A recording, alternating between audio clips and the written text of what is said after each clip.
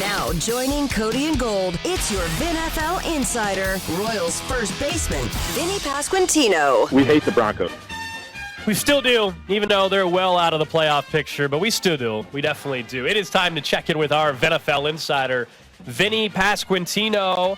We know, unfortunately, your Jets not in the postseason, but I'm curious, are you good with everybody staying put, it looks like? No changes happening with the Jets? I guess so. I guess so. That's all I really got to say on that. I guess so. Are you impressed that the Jets were able to get to 7 wins considering the quarterback issues? A little bit, I guess, but the Browns are 11-5, so I would have preferred to have been 11-5. You know, did they make the mistake of not holding on to Flacco? That's what everyone's asking now. No, I don't think so, because if you watched him play, it wasn't who he is right now. I don't know. He was there for 3 years.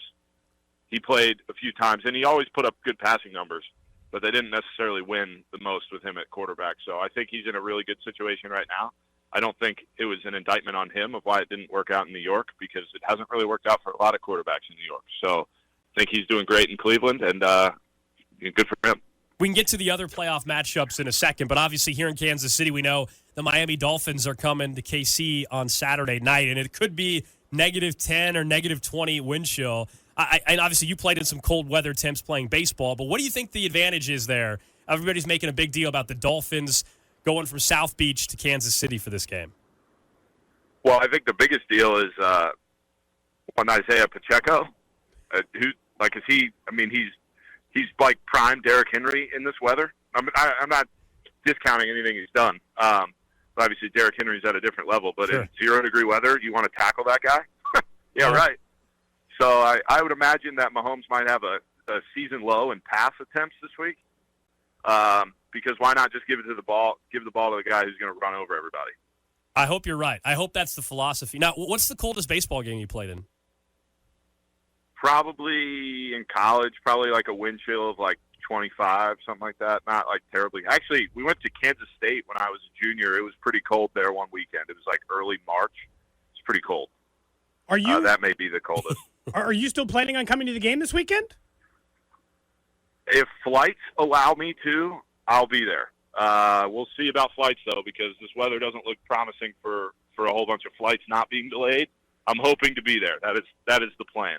How about the other matchups in the AFC? I think maybe the most intriguing one is that Browns one with Joe Flacco and the Texans, because C.J. Stroud looks like the goods, but I can't explain how the Browns won 11 games, but I also take them serious because of the quality of wins they have on their schedule. Well, I think a tricky thing with the Browns is they were run so poorly for so many years that it's hard to take them seriously, even though they're clearly run very well now. So I think they're very good. And now, obviously, we haven't seen them play a real game in 2 weeks, right? Because they didn't play last week. Right. No. They played, but their players didn't play. So it'll be interesting to see how the bye affects them, where the Texans went and played a playoff game, which I think will actually help them, that they played in a game like that going into a playoff game.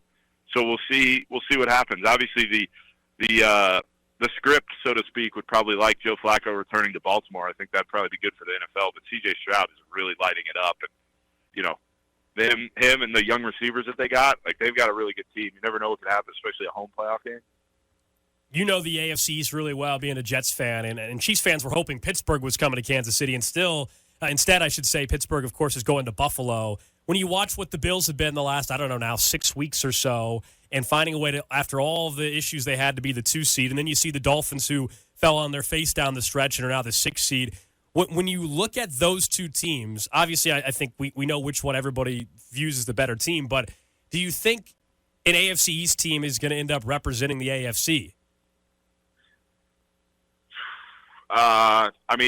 Of those two teams, I would pick the Bills as to who would. I don't know if it's necessarily going to happen, but I think, you watch that game on Sunday night, and you never want to disparage one quarterback, but the difference between Josh Allen and Tua the other night was crazy, right? Like, Josh Allen makes a few mistakes, but he's able to basically take over the game there at the end because he's a threat to run. He's a threat to light you up over the top. Like, you just never know what's going to happen, where it seems like the Dolphins, to be effective, they need to go quick, get the ball out. I mean, obviously that's what they do, but I would pick the Bills in that situation. I would still lean towards I would take the field as opposed to an AFC East team, but hey, never know. Vinny, might be a little different between baseball and the NFL, but I'm always curious because this weekend there are a lot of players who are taking on their former team, Tyreek in Kansas City, and then obviously both quarterbacks in that Lions-Rams matchup. The Rams ditched Goff. He gets to go back and take on them, and then Stafford was obviously traded from the Lions. Do players pay a lot of attention to the, I'm going to get the old squad in professional sports? That's just a thing we talk about. I think there's a percentage of it, but I think it's a low percentage because a lot of times you're still friends with guys on the team. So you don't have it, you might have ill will towards the organization, but not the guys you're playing against. So maybe a little bit. I don't see Stafford coming in with revenge because they kind of let him, he kind of wanted that. It seemed like a mutual decision. The Goff thing is interesting because they basically said, hey, you took us to the Super Bowl, you lost, you didn't score any points, you were bad, get out of here. So that's a real interesting one where I would think he would have a little bit more motivation just because of the way that was handled.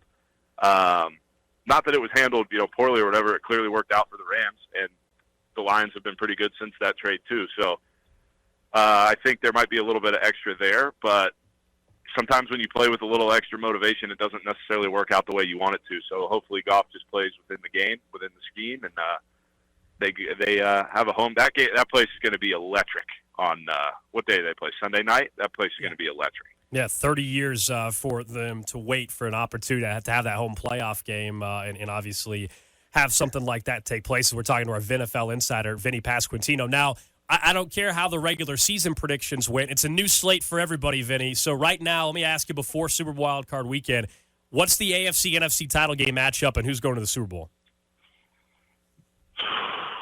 Wow. Well, in the NFC, I'd be able to answer that better. I think it's going to be the Cowboys at the Niners. I know that a lot of times the 1-2 doesn't happen. I just think those two teams are good. And also the Cowboys haven't lost at home this year, so just going to keep going off of that. So they're just going to win their 2 games at home and then go to San Francisco. And then in the AFC, man, you're really putting me in a tough spot here. You know who the audience in which you're speaking to, but also people like honesty. And if it makes you feel any better, I mean, we were having a conversation on the show, too, where it's like the goal is always the Super Bowl. I think Chiefs fans' expectation now, honestly, is potentially a win this weekend, but a loss at Buffalo. That's not what fans want to have happen, but I don't think that would surprise anybody. Yeah, well, I think what I appreciate about Kansas City is people are pretty, they're into their sports, and for the most part, they're pretty realistic, other than the few people you see on Twitter all the time. But every city has those people anyway. So, nobody's doubting Mahomes, guys. Nobody. Not one person is doubting him. Not one. There isn't one person other than to maybe get ratings. That's it. I think you go up to Buffalo, and that becomes an interesting game because I can't even picture those two teams playing in Buffalo. I can't visually see it in my head because I've seen it at Arrowhead so many times. So I think it'll be interesting, those two teams playing up there. I was at a playoff game in Buffalo last year. The place is nuts, but not that is going to surprise any Chiefs fan because it's nuts at Arrowhead too. So that'll be a fun one. I'm not going to make a prediction in the AFC. I'm not going to do it. I still think the biggest thing that gets me with the Bills is, do I actually think Josh Allen can go 3 straight games without shooting himself in the foot? Well, but the thing is he can shoot himself in the foot, but then come back from it. I didn't get to see Brett Favre play a whole lot just because I was young, so I don't really remember it. But I imagine it was the same thing, right? He'll throw 3 picks, but then he'll drive you down the field for a game winner. I think the thing is, if he shoots himself in the foot, can they stay close? Because if it stays close, they got a shot. And same thing with the Chiefs. If the game's close, you got a shot. And the Bills have won 5 in a row. So I mean, and he's made mistakes during those 5 games, right? So I mean, I guess he's already proven that can happen as well. Anyway. Yeah, well, the interesting thing about the NFL, though, is the Steelers were, 11-0 a few years ago, and everybody kind of knew it was, maybe not necessarily the realest thing. Same thing with the Eagles this year. It's how many times are you going to win these games where you probably shouldn't? Because you might need to lose them in order to get better from them. So maybe the Bills fall into that trap a little bit, or maybe they just end up being really good. It's so weird, though, going from what could be the 2 seed to the 7 seed. Playoffs are so funny in that regard. Well, hopefully the flights work out and you make it to KC and go to Arrowhead. I'm sure you got the cold weather gear ready to go, though. You better, because it's going to be pretty miserable out there. Yeah, I'm locked in, and if I see anybody shirtless or anything out there, I'm immediately going to think you're nuts. So I'm expecting to see a lot of Carhartt and boots on the ground this weekend. I'm calling for no fake tough guy. No reason to be like, oh, I don't even feel the cold. You do. It's fine. Well, put a you know jacket what's on. crazy? I was talking to a lifelong Chiefs fan yesterday, and he might be listening to this because I think that's his job to listen to when one of us speaks publicly, especially. And he said he probably isn't going to the game this weekend because of the weather. And I said, can you imagine, or he even said it, can you imagine if I was 10 years old saying this right now, that we've been to so many playoff games that I'm willing to not go to one because of the weather? We're spoiled, Vinny. We're spoiled now when it comes to the Chiefs. No doubt about that. But anyway, hope you make it out to Arrowhead, and we'll check in next week. Yeah, sounds good. Thanks, guys.